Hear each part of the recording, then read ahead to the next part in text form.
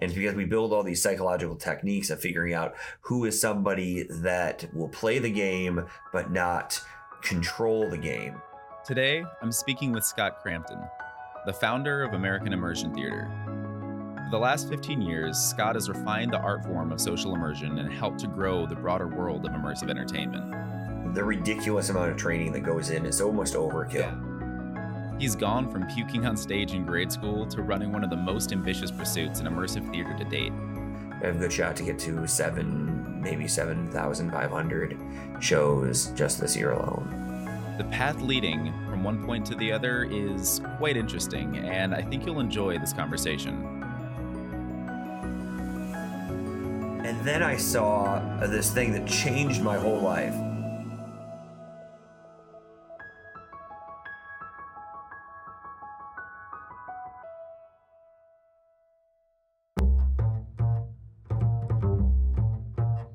One, two, three, four, and we're going.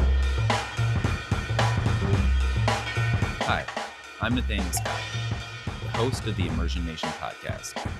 Here, we speak with the masters of immersion in an attempt to understand the cultural revolution that is immersive entertainment. Welcome.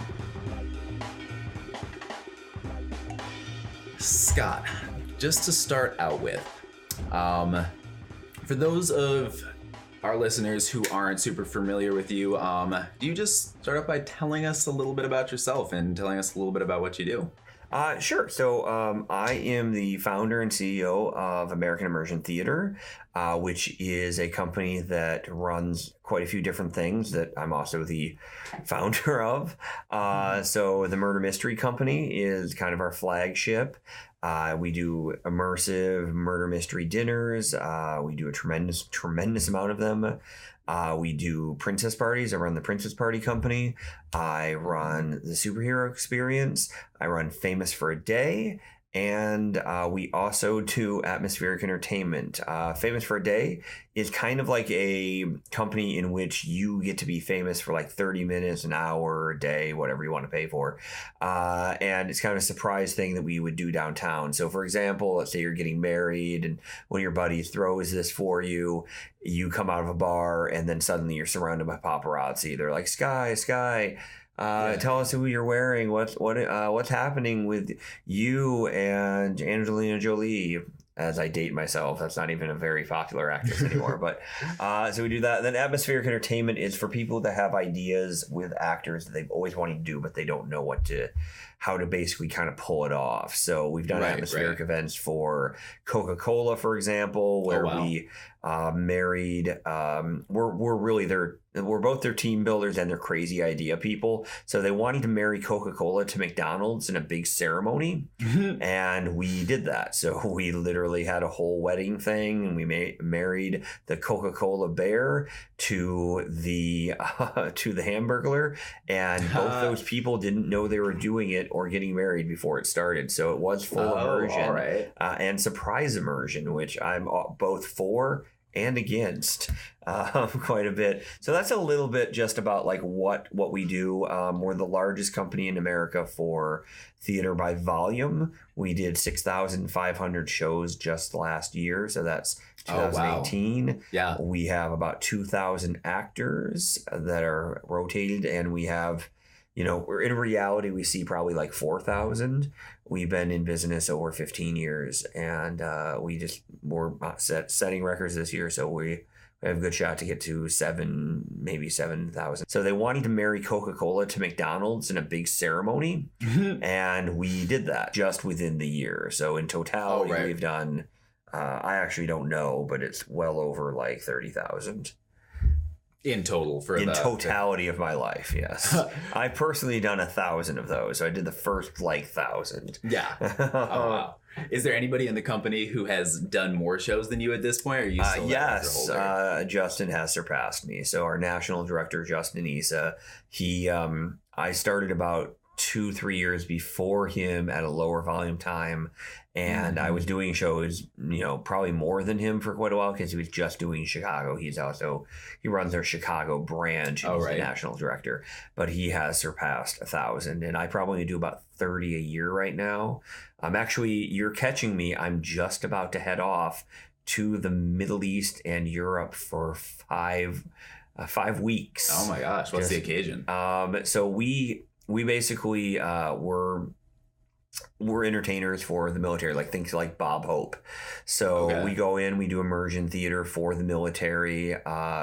It's murder mysteries for the most part. Right now they're building some tours for us that have like improv night or princess parties. But right now, this particular one is just nonstop murder mystery dinner. So we touchdown, do a dinner, touchdown, do a dinner, touchdown, do a dinner. It's crazy. It's like we're in no place for more than 24 hours. It's lunacy. Yeah, that's 4 incredible. or 5 weeks basically. I would not have guessed that the immersion had spread that far. I honestly didn't know that it started to poke outside of just the kind of traditional entertainment space, because I'm more familiar with it just confined to specifically immersive theater, of course. So Giant, Sleep No More, Meow Wolf, et cetera, et cetera. Yeah, ours is kind of like the opposite spectrum of Meow Wolf. Like Meow Wolf is basically full design immersion, and we're full interaction game immersion. So we actually have almost no design. The design is in the game itself, similar to like if we were board games. Sleep No More, Meow Wolf would be like Fireball Island, and we would be Cards Against Humanity. We basically bring the cards in the game, but there's no board. Right. The board is wherever they tell us the board is, and wherever we sit, wherever we're actually doing it. That's kind of what it is. Which I would imagine would make the kind of the social design of the experience almost a little bit easier, because with things like Sleep No More and Meow Wolf, it's very much just, you're putting a group into a box, into an environment, and then using that environment to shape their experience. Whereas with something that has such a heavy social component, you can actually shape that social space that creates the immersion. Well, the actors have to be trained, and they are. The ridiculous amount of training that goes in, it's almost overkill. Yeah, I can imagine. It's about 3 weeks before they really get out to do a show. There's 3 rounds of auditions to be able to get in to do a show, like to get part of the troupe. Right. And then it is a little bit like Uber after that. You can just turn it off if you don't want to do it for a while and go back. If you get a major gig in May, you can come back. Oh, that's really cool. Cheap plug. If you're looking to be part of the troupe, go to AIT.careers. That's AIT.careers. Basically, as far as the design goes, it's interesting because, like, if you go around a Meow Wolf or a Sleep No More, maybe Meow Wolf because that's the more intensive, like, design element where it's less actor intensive. So you go around Meow Wolf and you're deciding where you want to go. There's a lot of free flow. They do have some actors. There is a story that you kind of uncover, and you don't really have a time and space, where ours is much more of a game, and our actors have to be trained psychologically to make sure that people get just the right amount, like that 20-30% get it right. And we have a fixed ending, which makes that much, much tougher. And then we have all these different elements. We always brag that we trust the customer more than any other company in the world. And I really do mean that, because when you write down what we do on paper, it makes no sense. But if you're actually doing it, it works completely. And it's because we build all these psychological techniques of figuring out who is somebody that will play the game, but not control the game, not like be too much of a ham, but won't be scared to play. Finding that sweet spot. And then we also have these kind of a little bit of back and forth of, like, some people can be wallflowers, but they get to be detectives and solve the crime. But we try to make sure, in a nutshell, that everybody leaves with a story of something that happened to them. And that's true with all of our stuff. Whenever we're starting something new, we want to change it. We want to turn it on its ear and say, how can this be about the customer more? How can we immerse them differently? Even with something you wouldn't think that's kind of innocuous, like, to say princess parties.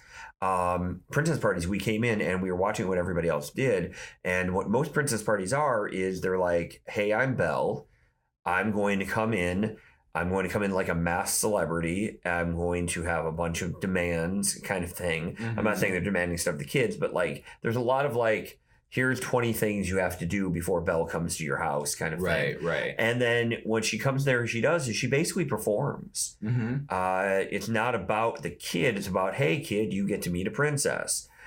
Which is a little bit similar to what Disney does as well. Right. But what we wanted to do is say, how can we make it just about making for this example, a little girl that it's her birthday, how can we make her the princess? Right. So they come in, the first thing they do is they crown that little girl princess.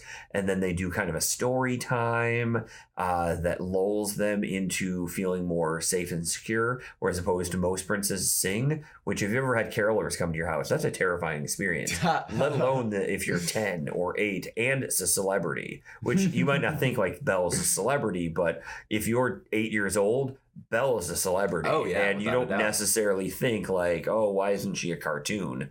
You think, she's a celebrity. And that's a good point. I've never thought about it like that. Yeah. So it's terrifying. I mean, imagine if George Clooney came to your house and then just opened up with singing in your living room. You don't even know how to react. And a lot of princess party, like not a lot, basically every princess party group in the country was doing that, and we turned that on its ear. And then we have like a makeover experience because we're like, well, what would be better than getting your makeup done by a princess? Right. So it's all about turning the child into the princess so that they leave feeling empowered. Same is true with the superheroes, but a little different. Obviously, there's not as much makeup sessions with Batman. Yeah, certainly. Want to think, although thinking about that costume, I would imagine that there's probably a lot of makeup that goes into that. I can't even imagine. He blacks out his eyes. Sat in the chair there. For Batman, he blacks out his eyes, and it takes almost like a half an hour to put the costume fully on. Yeah. Because it's like 20 pieces. It's kind of obnoxious. So it's a labor of love. It is. So, all right. So I have to ask, as someone who has spent so much time and inside of entertainment, and of course has kind of run the gamut insofar as poked at different parts of the world of entertainment in every way. I'm curious, if you had to choose in one fantasy world to live in, what world would you choose? So what world do I love the most, or what world would I want to live in? What world do you want to live in? Although you can give both answers if you like. Okay, so my favorite worlds are like Willy Wonka or Buffy. As far as like what world I want to live in, I mean, probably like a My Little Pony or something like that, where we all have powers, everybody's insanely nice to each other, and I walk on a cloud. That sounds better. But if I'm going to pick for this kind of thing, I'm going to say Willy Wonka, even though that world's actually kind of cruel. Yeah. But that's my favorite, and it's brief too. Like it only has, relatively 2 books about it, about the world, but that's my favorite thing growing up. That's I think there's a term called Churning Town, where it's kind of like everything you do is inspired from this one particular thing. And I often feel like everything is inspired for me by this one particular thing of Willy Wonka, including my diet. Well, not the Johnny Depp movie, but the books in the movie, yes. Yeah, the Gene Wilder, but not the Johnny Depp. Not that at all. So, and I feel like ashamedly uneducated in the world of Willy Wonka. I didn't actually know there were books. Well, I knew that there was a book. I didn't know there were books. Plural. There's 2. Yeah, there's Charlie and the Chocolate Factory is the original book. Right. And then the next one is Willy Wonka and the Great Glass Elevator. And then, of course, the movie is Willy Wonka and the Chocolate Factory. Because they wanted to lead. It was produced by Quaker Oats, and they got the rights to do a Wonka bar. And so they produced this movie, and then they decided not to do it, but they changed it to Willy Wonka because they thought it would be more name recognizable. So they did the whole movie and then decided that they didn't want to do the bars of chocolate. So they didn't even have a premiere to it. Huh. Yeah. Interesting. I like that the inception of the movie came from like it's an ad. Market bar. It's an ad. Strategy. There's so much stuff from my childhood that were just long form ads. Like He-Man was a long form ad, G.I. Joe was a long form ad, Willy Wonka was a long form ad. Willy Wonka really worked on me though. I defy you to both watch Willy Wonka and then not eat chocolate. Impossible. It's physically impossible. And just for audience to wrap back around to the Famous for a Day that you had mentioned. There's actually a really excellent BuzzFeed video because it is a little tricky to describe. But I would say that's super worth checking out. It is absurdly hilarious. And that will be in the show notes if anybody has curiosity there. Absurdly hilarious. I think that's a new word. It's almost like absurd, but absurd. I kind of like it better, actually. Absurd. Absurdly hilarious. So I'm curious if you could tell us a little bit about what drew you to immersion in the first place. Like immersion and entertainment overall. Like, what is it that brought you to this world where you knew that it was there? Was there like a particular light bulb moment, or? I actually did have, I had a spite bulb moment. So I was born with a cleft palate. If you ever read any interviews about me, that's something people tend to lock you on a lot. Because it's an obvious story. It's kind of like when, those runners and one of them missing a leg or something like that. Mm-hmm. I'm not in that category of hero, to be clear. I don't want to get a tweet about that, but it is like that because, I was born, the doctors told me I wouldn't be able to speak over the phone. Of course, they didn't tell me that. They told my parents. I was probably in the room, but I was 0 years old. So I don't know. I don't know if they told me that. But, and then I had like 7 surgeries, 9, I think, in total. Oh, wow. And I did speech therapy for about 19 years. And how old are you when you were going through the surgery process? My last surgery was like 13 or 14. Might have been, it wasn't 15. Yeah. Yeah. My last surgery, I think, was like 13 or 14. That's really just kind of throughout your entire formative years. Yeah. I mean, a lot of the major ones were like 1, 2, 3 years old and stuff. Mm-hmm. And then if I had speech therapy until just into college, basically. And then I was doing just kind of it on my own, so to speak. I was lucky the school really had like speech therapists there at the school, which I think is something that's basically cut now. Mm-hmm. But I was lucky. I remember in 4th grade, the story that I've told so often, but if you happen to never heard it, I was in 4th grade and the speech therapist was talking to my parents. They were saying, he's doing so amazing. It's like a man with a club foot running in the Olympics. We never predicted that this could happen. And then I remember she turns and laughs. She's like, he could do almost anything. And then she laughs and says, I mean, not public speak or something, but anything else. Yeah. And at that moment, I switched. I just on a dime switched. I had in my head, that was my spite bulb moment. Very close to a light bulb moment, but a spite bulb. And I just demanded I was going to do that. And I was, interestingly enough, at that time, terrified of theater, hated theater. Really hated theater. And the last time I had been on stage was I threw up. Yeah, but you had a foray. Yeah, I literally had to run off stage and vomited on the floor. It wasn't like you hadn't touched theater; you had, and you knew. It was I did terrible. Yeah, and then the other one was the other moment we did a dance to Chattanooga Choo Choo with just the meanest, bulliest, nerdy kids with a collection, and I just got berated for doing that one. I had no other options. Oh, no. They forced me to do it. I remember I called the teacher's bluff in 3rd grade or something, and she's like, well, if you're not going to do the play, and it wasn't really a play, it's like the BS stuff they give to children. Mm-hmm. And she's like, if you're not doing the play, then for when they're rehearsing, I'll need you in here doing homework. And I'm like, that's fine. I'm on board. And then she's like, you're doing the play. She didn't want to do it. She just assumed that I wouldn't do it if she said that. Yeah, and I'm like, no, homework's fine. I'd rather do homework than a play. I love that. So even at 3rd grade, you already kind of were like, you had that assertiveness built in. Yeah. Well, I hated theater. And obviously it's from a lens. I was probably more like, could I please have the homework? Fair enough. Sir, may I have another? I was apparently an English wafy child. Yeah, so I went from there and I started doing it, and I got into an amazing program that was experimental in Michigan called CAPA, which is Creative and Performing Arts, with teachers that were currently in the acting field, and it was taught at what they call the college level, and I got decimated, like beyond decimated. I always remember sitting around. I'm 15 years old. Like first day or two of high school, right? And everybody's in this big circle. It's like there's like 4 other guys and like 30 girls. So I did make at least one right choice there throughout my high school career. There was at least that, and they were all like just ridiculously good looking for their age, right? And like they're going around. Like one guy's like, "Oh, I have my own TV show on cable access." Another guy's like.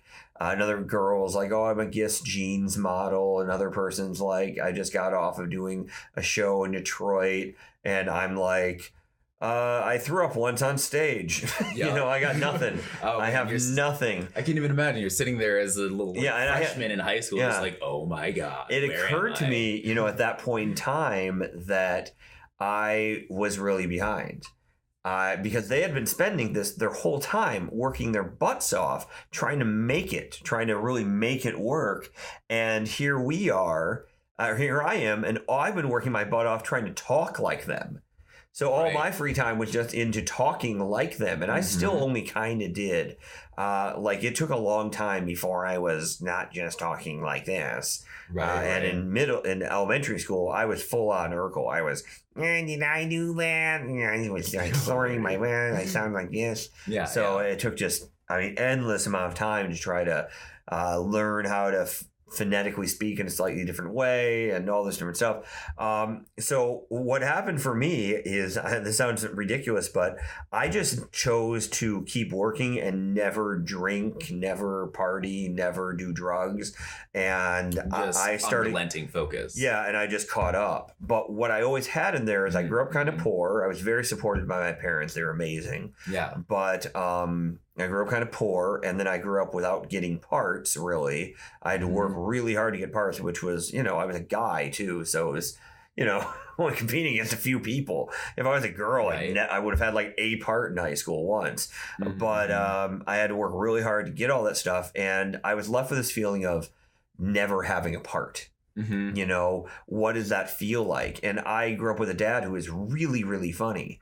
And he could have been in acting or show business or stuff like that, but he had a kid and he ended up working a factory job his whole life. And when you kind of think about, how that is for so many people, I think we forget in entertainment what it's really like for the majority of people. We're in an insane time right now. This is the largest. Robert Reich said in 2017, this is double the best economy that's ever happened in America. And yet it is almost none of it is going to the middle and lower classes. Yeah. So there's more money, more privilege, more everything, and it's just going right to the top. So more and more people are just struggling to make it, struggling to do this, and they have to give up on their dreams. And that is heartbreaking, and they never really get that part. So when I started having the opportunity to kind of create something, what I wanted is, what would it be like if people got the real opportunities to shine? Yeah. What would it be like and at that time we weren't calling it immersion or experiential theater. I think I was calling it screwing with people. A lot of times, like, it was just, we do stuff that was amusing and funny, but like more and more every show I wrote, it was more and more audience stuff. Yeah. More and more things. One of the people that works at American Immersion Theater is Michael O'Hare, which I actually wrote 3 plays that were produced with. Oh, and a lot of people don't know that. We don't talk much about that because it's just plays. But I hit this point in time when I was doing plays, and I remember I wrote a play called Superheroes in Hell. And the idea was there's a bunch of these superheroes, and they die and they went to hell, and they're very confused, and they can't understand why they would be there. They don't understand what's happening. They don't understand why they don't have their powers. They think it might be an evil villain plot. And in reality, I had a reviewer get it dead on the nose. They said, I can't help but feel that this entire play was built around the idea that there was a man who used to throw eggs that exploded, and he would have an opportunity to just throw regular eggs at actors and hit them in the face. And that is why I wrote that. They were dead on.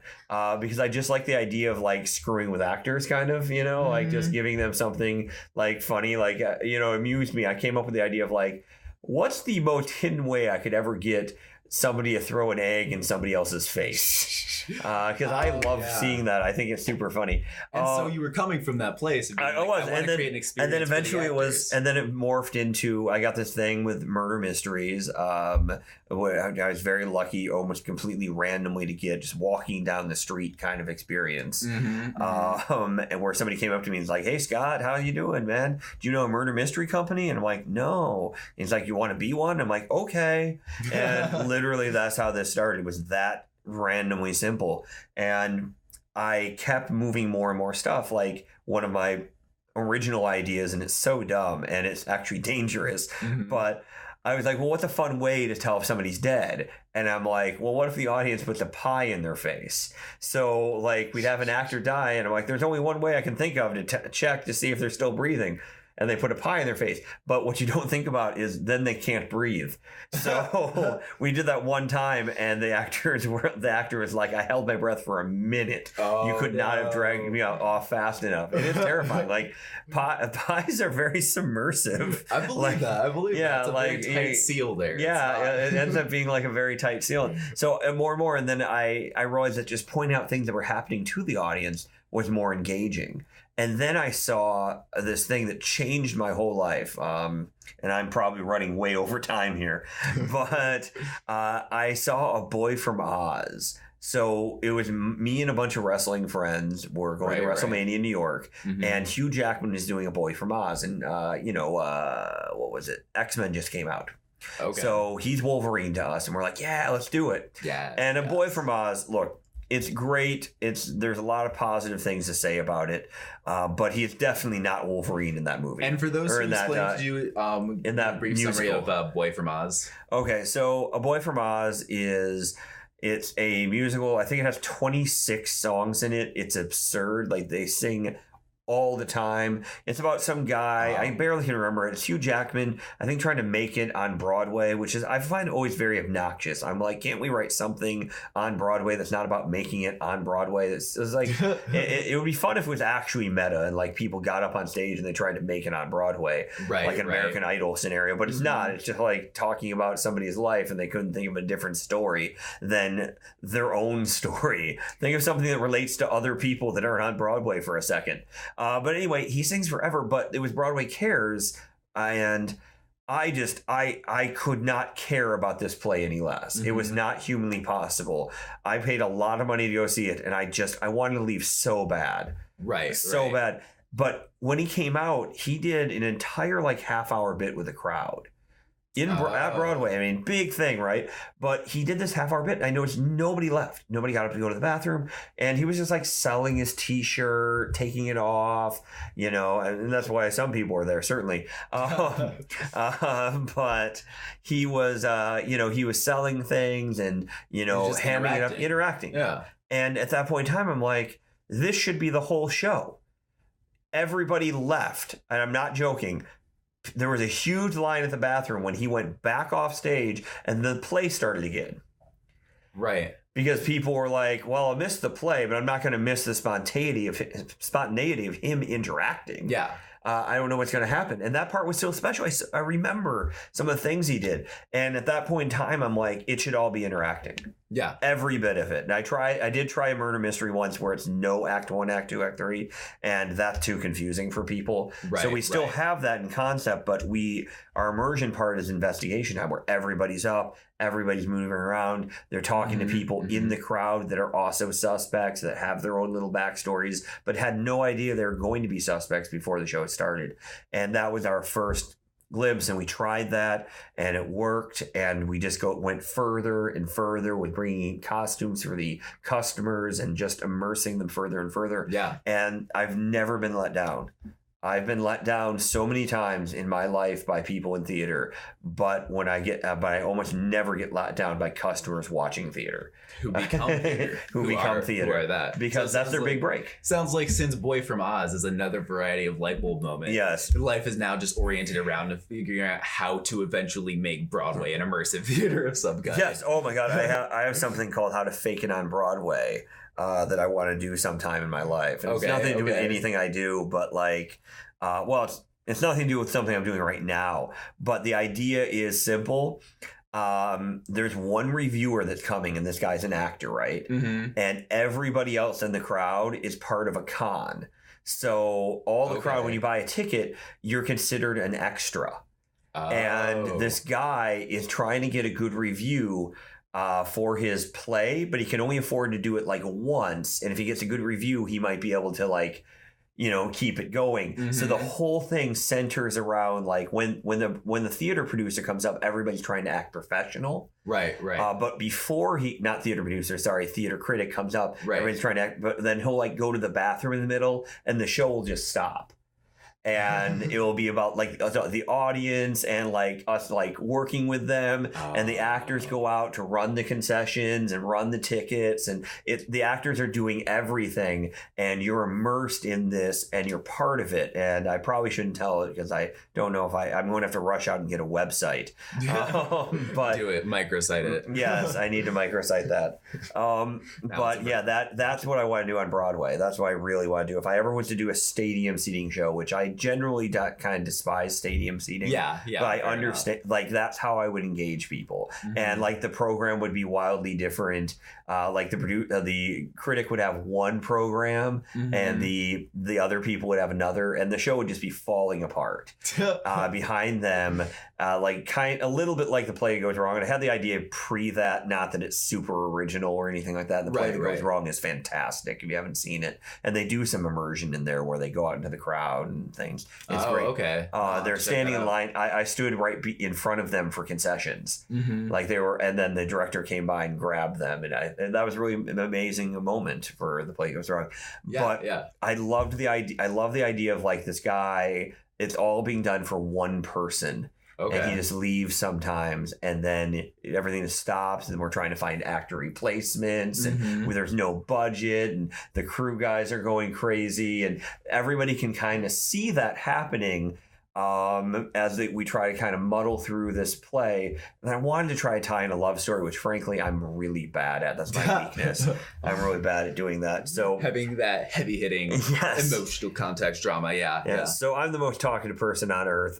So maybe what should we talk about next? I think that's like one question and a 45-minute answer. Well, I think that's absolutely amazing. And honestly, at this point in time, we might have to turn this into a 2-part episode. Pending everybody's willingness to work or listen with us through this roller coaster amazing journey. But as we proceed forward here, so we have a segment called Make It Immersive, right? Okay. So gonna make it immersive. You just kind of did that, as it turns out. However, if you would like, we can go for another round. Yeah, let's try making it immersive. Because your skill, your talent at taking something and, spitballing an idea has already been proven. So why not just go for a round 2? Yeah, absolutely. Let's try it. So make it immersive. Sounds good. And all right, so I'm tempted to go for Willy Wonka there. But that said, I almost feel like it's too easy because you're going through and you have all these things. Willy Wonka is, interestingly enough, he walks you through an immersive show. It's really what Willy Wonka does, and they want to take us to an immersive show. So I think part of if you were to do a Willy Wonka world, obviously it's partly how you get tickets. That's a big thing. You know, I'd almost want to send people like chocolate bars in the mail with the golden tickets. So they have that kind of experience. That would be absolutely necessary. Yeah. It would have to be something other than chocolates. God, chocolate's hard to send through the mail. The most fictitious thing. The most fictitious thing in that movie is how clean that ticket is, because it would definitely have chocolate on it. Be melted and just soaked into the bar itself. Yeah, it would be melted and soaked into the bar itself. Absolutely. Anyway, so I'd want that to happen. I think the surprise in the entrance is a big thing. But as far as like Willy Wonka goes, again, you can take people through so much of it. One thing I've tried and wanted to think of so much is, how do you make that world the big one, the one that everybody wants to talk about, which is the taste it room. And how do you make that?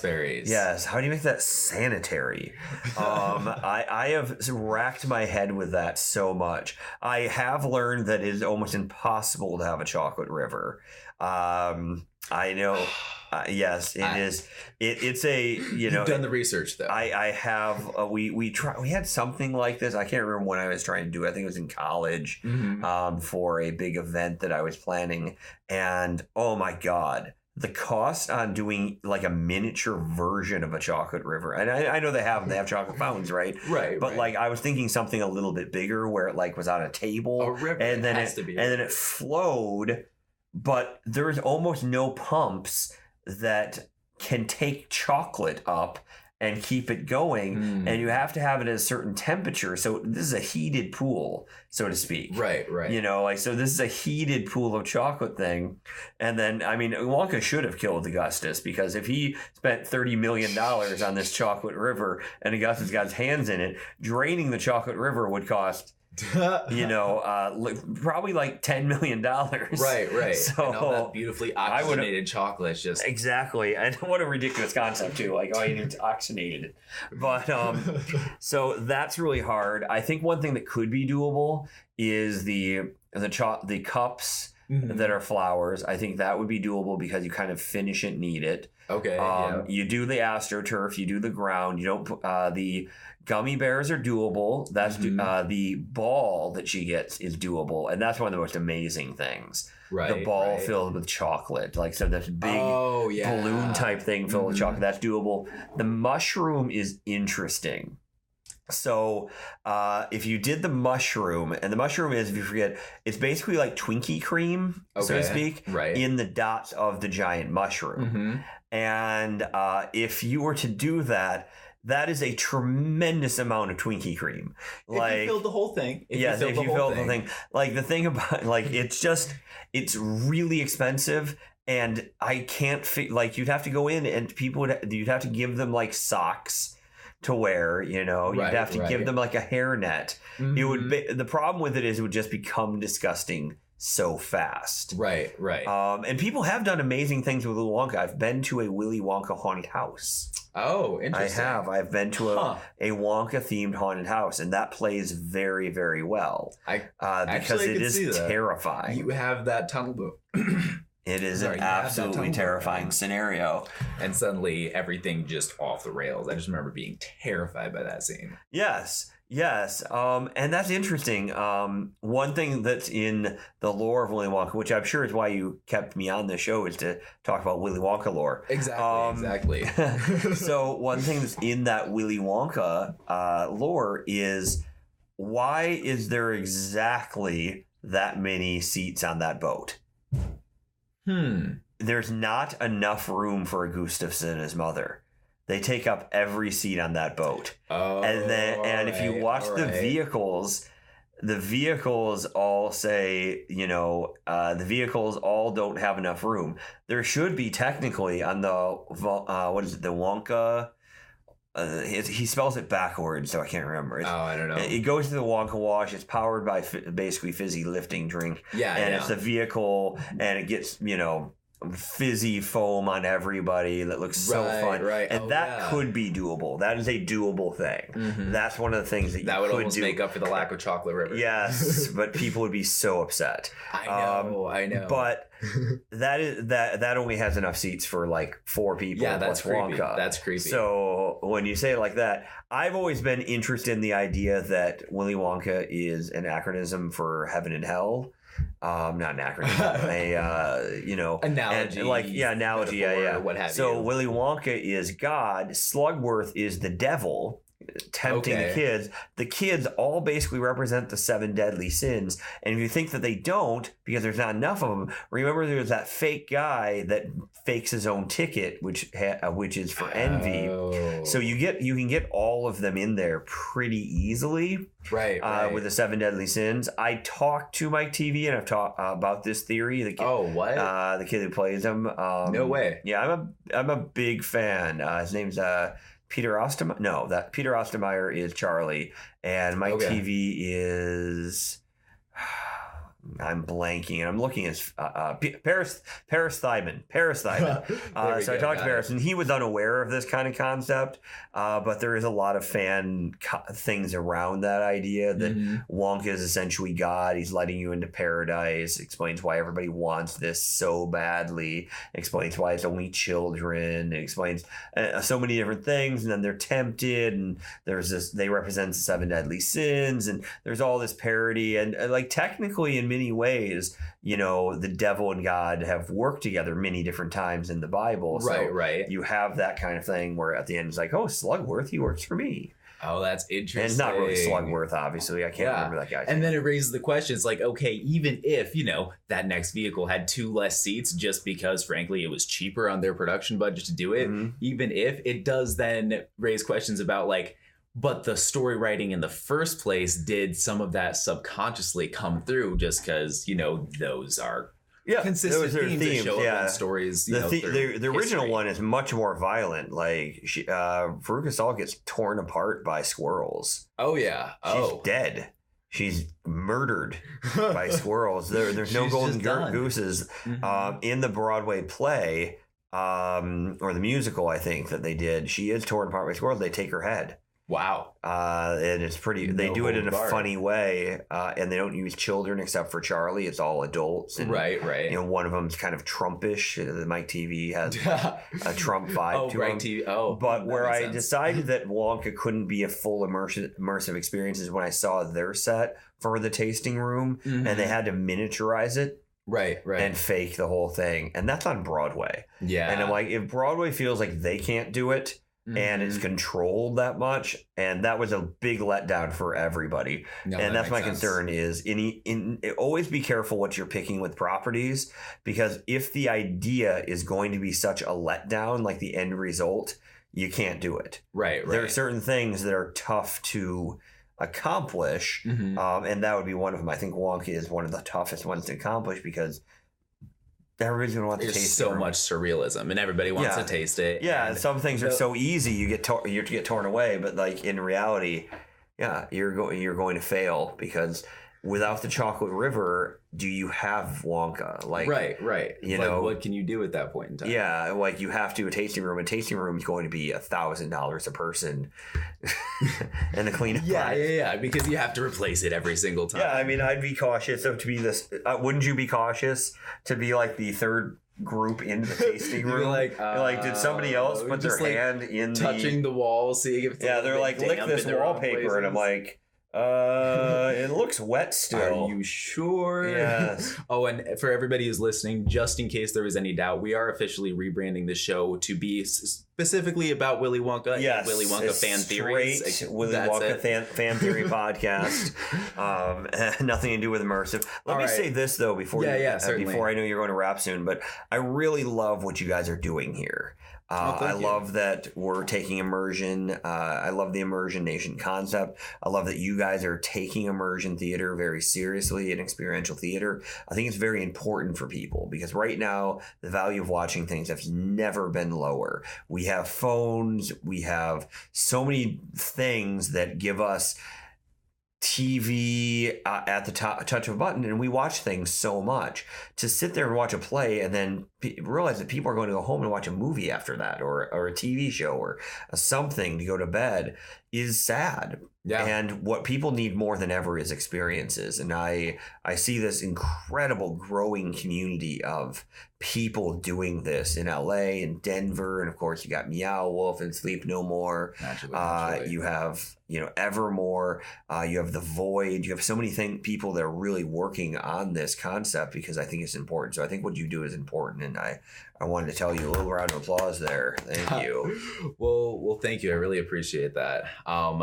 I think that what's happening with immersion right now is incredibly exciting, but to kind of touch on those more serious aspects with, just the way that people could actually use these type of experiences in their lives. I think that we're just starting to realize the true level of kind of potential that immersive theater, immersive entertainment truly has and what it can do for those who partake. Because it's life-changing. It's life-changing. It's not just fun. It's also incredibly fun, but it's life-changing.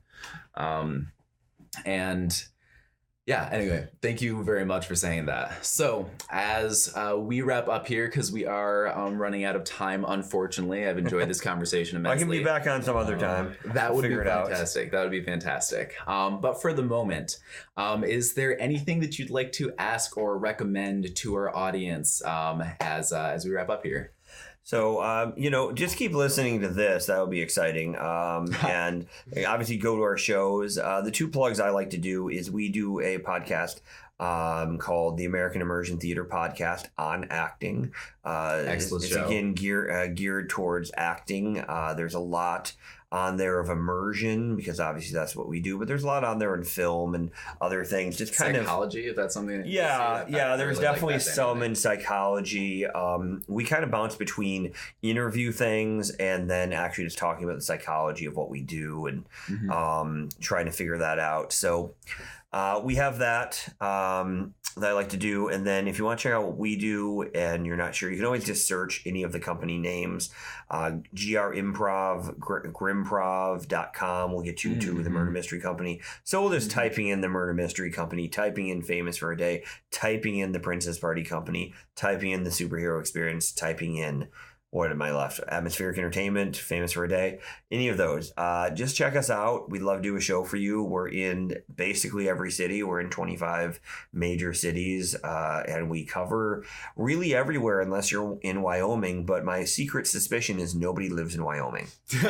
Nobody. I've just the never Tetons and the Jackson Hole, which is sometimes a thing. There's a Garfield episode that says Wyoming is Italian for no state here. And it's just a hole, and it's where our trash goes, I think. And that's probably what. Oh, no. It's like a trash hole. That's fine. No offense, Wyomingians. In all seriousness, though, if you ever get the chance to check out the Grand Teton Range, one of the most amazing natural immersive experiences. Kind of a different variety there, but God's immersive experience. There you go. All right, and then from there, where can people find you if they want to reach out or just ping out? What have you? Absolutely. I don't do a lot of. I'm not a big Instagram fan because just pictures and I think it's just looking at hot people for the most part. The engagement seems low.